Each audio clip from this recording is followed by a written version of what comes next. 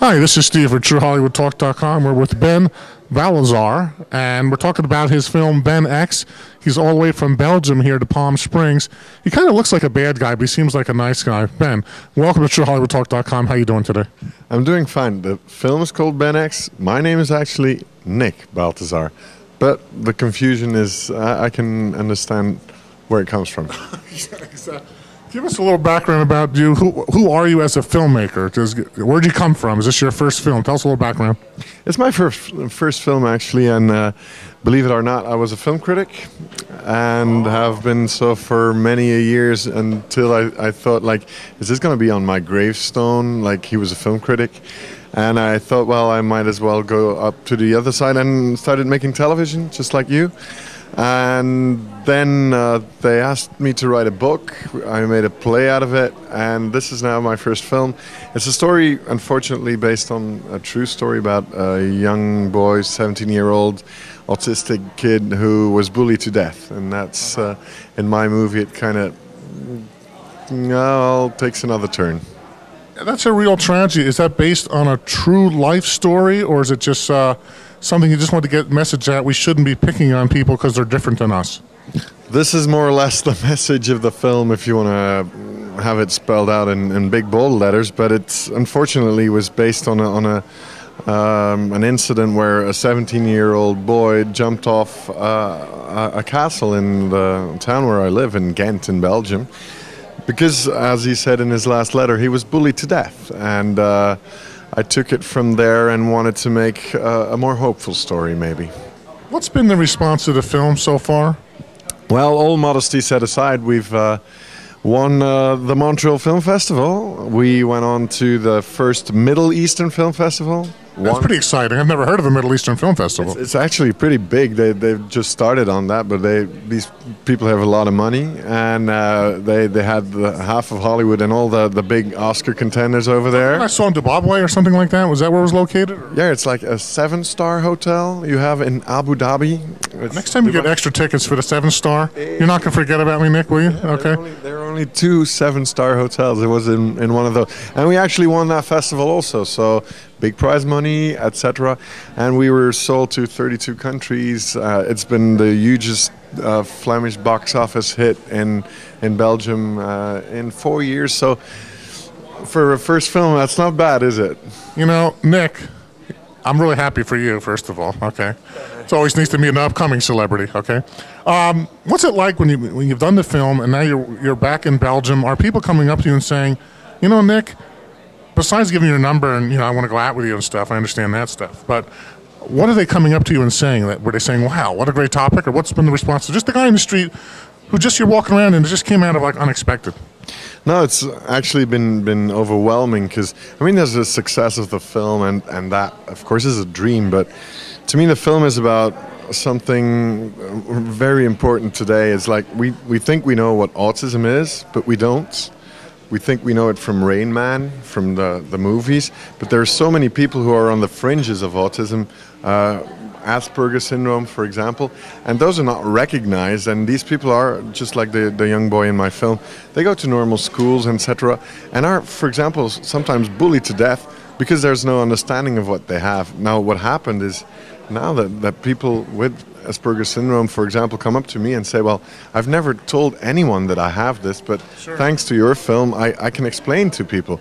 So that's quite an achievement for me personally, that we've actually, we were joking that we wanted to make what Rain Man did for autism, Ben X should do for Asperger's syndrome, but well, we're close to getting there in a few countries, and we hope to do the same here because we're working on a remake for America.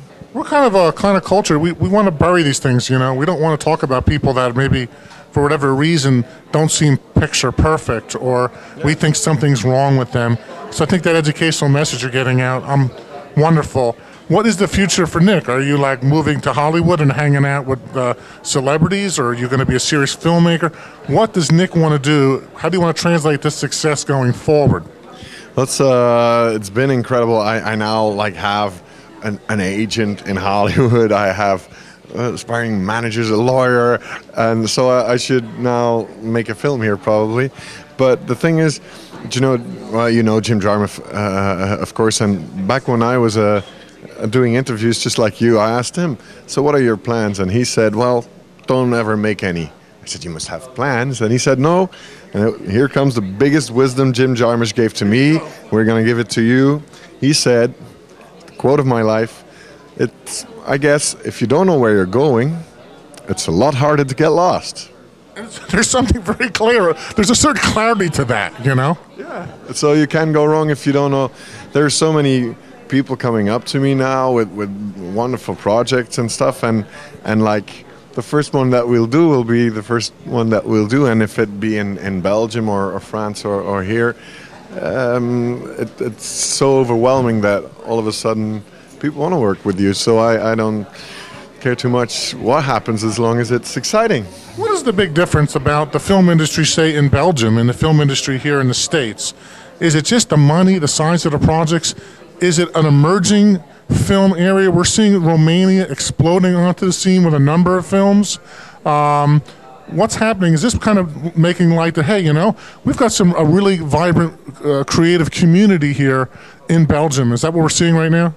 Yeah, I think so. I mean, my film is only the top of the iceberg of a lot of very talented filmmakers, and I think it's when you live and work in poverty, because we have such a small market that, for example, my film was filmed in 25 days. You need to be very creative, and often what we see here, I mean, there's so many creative people around here, but the fact of the sheer size of budgets makes everyone afraid sometimes, and you can see that really in Hollywood, I think creativity comes from television, and they have actually taken over the role of that film used to have as being the pioneer in telling stories, and TV used to follow, and now it's the other way around. Like TV is the leader. Is the leader, and film. Showtime. You look at HBO. Shows so like good. Dexter are amazing, and you look at what's going on here right now. Take a quick look at this poster if you can see this. This Ben X. Who designed that? I really like the poster. You kind of look at it and it kind of strikes you. Who designed that poster? Because it has to do a lot with online gaming, and we kind of in the film tried to picture reality through the eyes of somebody who plays like all the time, and hence the colors but it's just screenshots from the movie put together. So, but the funny thing is, well, you have to be modest all the time, but it was my idea to have it like this way. It needs to appeal to young people, because it's bringing a message of bullying across to older people wouldn't have much sense, of course. So it's a film that caters to a young audience, but the great thing about it is that all of a sudden we also talk to their parents, because for example, it's the worst nightmare of a mother and a father to have a kid that's bullied, and there's no way you can do anything about it. Yeah. Let me ask you one more question before. I really enjoy talking to Nic. Now tell us the truth here in True Hollywood Talk. When you're a film critic, you had rooms filled with wine, women, all kinds of wonderful things to get a good review. That's what happens now. Or is this going to happen now? I'm hoping. That's why I'm in Palm Springs. I mean, you heard it here. This is Nic, and I want to thank him for talking about his film Ben X. Thank you for coming on True Hollywood Talk. Keep the message going. Thank you very much. Thank you so much.